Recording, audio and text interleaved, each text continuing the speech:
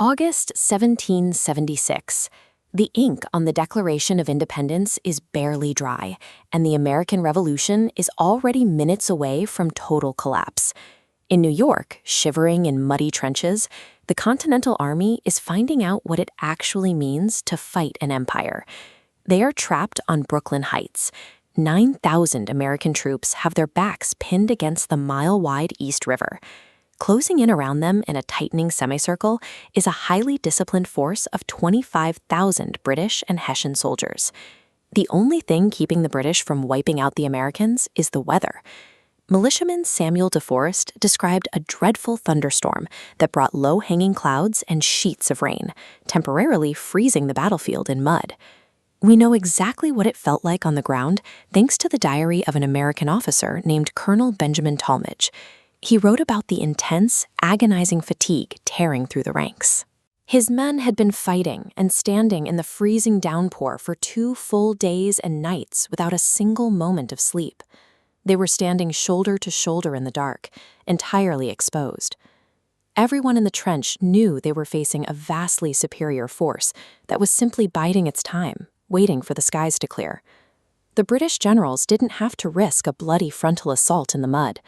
All they had to do was sit and wait for the rain to stop, and they could crush the rebellion entirely.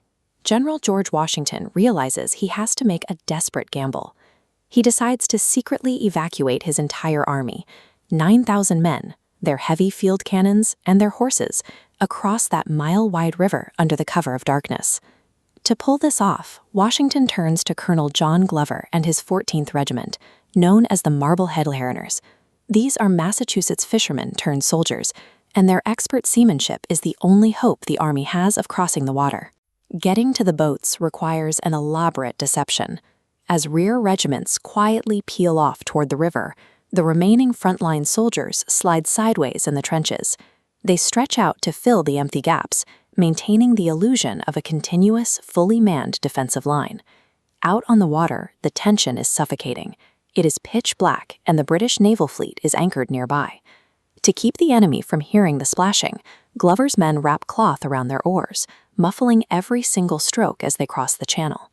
The tactical choreography is brilliant, but it is incredibly fragile. One dropped musket, one panicked shout, or one break in the darkness, and the entire American army will be caught in the open. Glover's mariners are immediately hit with a brutal reality. They are rowing against an unfavorable ebb tide, the ocean's outgoing pull, and a strong northeast wind, severely slowing down the heavy, overloaded boats. The extraction starts at 9 p.m., but the pace is agonizingly slow. By the time early morning approaches, the oarsmen do the math. They need at least 3 more hours to ferry the remaining troops across. Back on the Brooklyn shore, Colonel Tallmadge is waiting with the rear guard. He notes the rising panic creeping into the ranks as the horizon begins to lighten, with several regiments still trapped on the shoreline, completely exposed. Everyone knows what sunrise means. The moment the morning light hits the water, the British artillery and naval fleet will spot the fragile flotilla, guaranteeing a wholesale slaughter. Human effort and military logistics have done all they can. Without an immediate intervention, the rising sun will mark the death of the Continental Army. Then, right as the sun breaches the horizon, a dense fog begins to rise off the wet ground. It rolls out across the water, rapidly swallowing the entire river and the stranded army. Tallmadge recorded the exact moment. He called it a peculiar providential occurrence, a fog that settled heavily and evenly, effectively blinding both armies. He described the atmosphere as being so thick that he could scarcely see a man standing just 6 yards away. This wall of white created a physical barrier, allowing the remaining troops to continue their frantic evacuation in broad daylight. The cover is so absolute that it gives Tallmadge an incredible burst of confidence. In one of the most surreal moments of the morning, he actually gets in a boat and rows back to the Brooklyn shore, just to rescue a favorite horse he had left tied to a post. The weather had completely flipped the dynamic of the battlefield. The same chaotic, miserable environment that had tortured the soldiers for 2 days was now the very thing wrapping them in armor. The extraction lasts into the morning.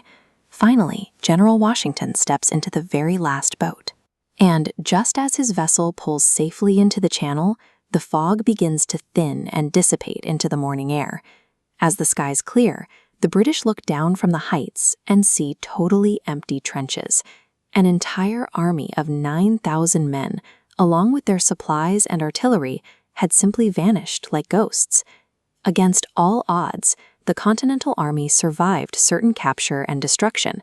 They lived to fight another day, keeping the spark of the rebellion alive. The survival of the American Revolution depended on extraordinary logistical grit, calm leadership under suffocating pressure, and a freak weather anomaly that managed to hide an entire nation in plain sight.